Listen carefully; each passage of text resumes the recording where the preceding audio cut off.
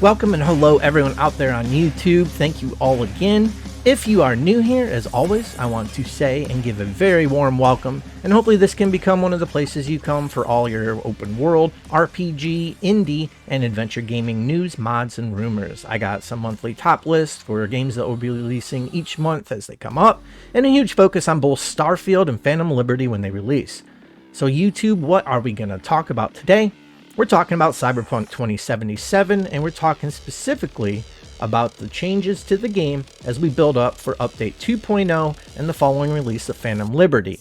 Gamescom showed us even more of what to expect, and I am getting super excited to dive in, and I probably will be starting a new playthrough with the changes that 2.0 is bringing. It's going to bring a totally new element to the game, the way we level, the way the RPG progression goes and building our character. And if you don't know what Update 2.0 is, I strongly suggest you go ahead and take a look. I've done some videos on it. Plenty of other YouTubers have done a lot of videos on it. The quick answer though is that 2.0 is a complete rework of the game's combat, leveling, gearing, the skills, progression, and abilities. In a sense, it's literally Cyberpunk 2077 2.0. And the developer said that this new version of the game will be more true to the original vision that they had when the game first launched. We know all the skills will be reset, cyberware systems going to be reworked from the ground up, stats on clothing are going to be changed, those are going to be shifted over to cyberware, it's going to be vehicle combat, some cars are going to have guns on them,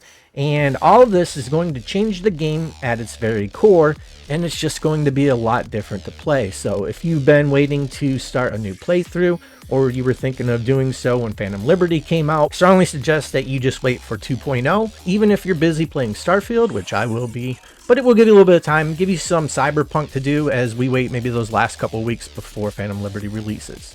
Even Mama Wells is going to be getting a big change. Looks like the system for acquiring vehicles, instead of getting the text message saying, hey, there's this car available, this is how much it is, now she's going to be the one involved in it, and it looks like there's going to be quests affiliated with it. From what little I've seen, maybe we have to steal some of the cars or do some jobs and you snatch a car. Some of them we're probably going to buy. I really don't know, but it's another element to the game, and it's going to be more exciting than just getting a text message, going to the point on the map, and purchasing the vehicle if you want it. So, about the changes to the Netrunner build. At Gamescom, they revealed two changes that they're going to be releasing for the Netrunner build. And I think this was a great topic for them to dive into on the live stream, because the anime series really did help with this game's comeback.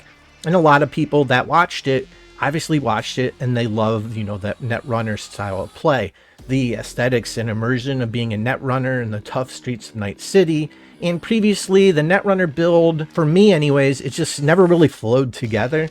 And don't get me wrong at all, I think that the playstyle was far from terrible, but again, it just wasn't as much fun. It felt like something was missing, and it didn't really flow and blend into the immersion of the quests and the events and the combat that was going on. It kind of took me out of the element just a little bit. And from what we can take from the information in the live stream, it seems like that this is something that they have heavily addressed in the upcoming 2.0 update.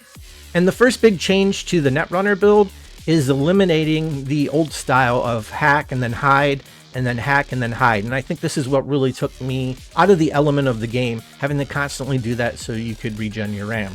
According to the devs, now players are going to be able to regenerate, or at least speed up the regen of RAM by dealing damage. And that right there already feels like a huge change, and something that will just integrate a lot better into combat and make netrunning feel less removed from what's going on in the game. And I keep saying that because honestly, netrunning did kind of take me out of it, and I think it was because of the hide and hack strategy that you had to use before with netrunning. So hopefully this will make it feel a lot better. I think the idea of setting up your damage and planning that in steps leading up to how you can replenish your RAM just sounds like a lot more of an interesting system to me.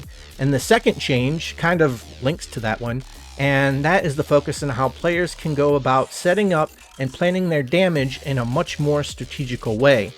Former hacks are going to now do different things based on what other hacks you chain with them. And this is going to give us the chance to kind of explore different outcomes by linking different hacks together and setting them up in a certain order or structure. So basically this sounds a lot like a combo system, but since I haven't really Haven't really seen it in action, I can only assume, because honestly, the idea of chaining hacks together and getting different results just sounds really cool. It sounds interesting and sounds a lot more what I wanted out of netrunning from the start. So taking these two changes, they both look really good, and those could encourage me to try out a netrunner build once again, even though I am pretty addicted to the guns blazing, slowing down time, headshots with pistols, but this could convince me otherwise. So it'd be neat, especially with this emphasis on Cyberpunk 2077 being more of like an action spy type game. I kind of think of like a cross between